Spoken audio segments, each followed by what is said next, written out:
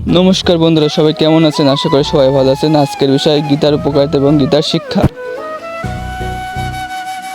ভগবদ গীতা পড়লে একজন ব্যক্তি আধ্যাত্মিক ও মানসিক এবং নৈতিকভাবে উপকৃত হতে পারেন। এটি হিন্দু দর্শনের অন্যতম গুরুত্বপূর্ণ গ্রন্থ, যা কুরুক্ষেত্রের যুদ্ধের সময়ে শ্রীকৃষ্ণ এবং অর্জুনের সংলাপের মাধ্যমে জীবন, ধর্ম ও কর্তব্য ও মোক্ষের গভীর তথ্য ব্যাখ্যা করে। গীতা পড়ার কিছু উপকারিতা: মানসিক শান্তি ও স্থিরতা। গীতার শিক্ষা জীবনের সংকট মোকাবেলায় সাহায্য করে এবং মানসিকতা প্রশান্তি দেয়।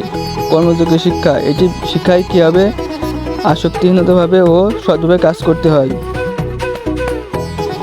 আত্ম উপলব্ধি ও আত্মবিশ্বাস, আত্মপ্রকৃতি এবং ঈশ্বর সম্পর্কে গভীর উপলব্ধি এনে আত্মবিশ্বাস বৃদ্ধি করে।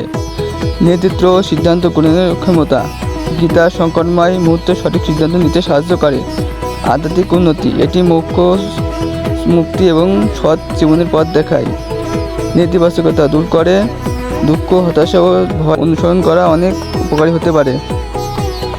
ভগবদ্গীতার মূল বিষয়বস্তু: ভগবদ্গীতায় মোট 18টি অধ্যায় ও 700টি শ্লোক রয়েছে, যা 3টি ভাগে বিভক্ত।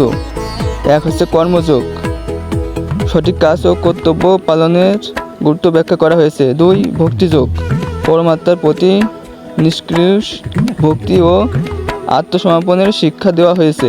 3, জ্ঞানযোগ ও জ্ঞান ও দর্শনের পথ, আত্মা, ব্রহ্ম এবং সৃষ্টির প্রকৃত রূপ সম্পর্কে আলোচনা করা হয়েছে। গীতার প্রধান শিক্ষা: নিজ নিজ কর্তব্য পালন করা উচিত, ফলের আশা না করে। কর্ম বাধিকারস্তে মা ফলেষু কদাচন।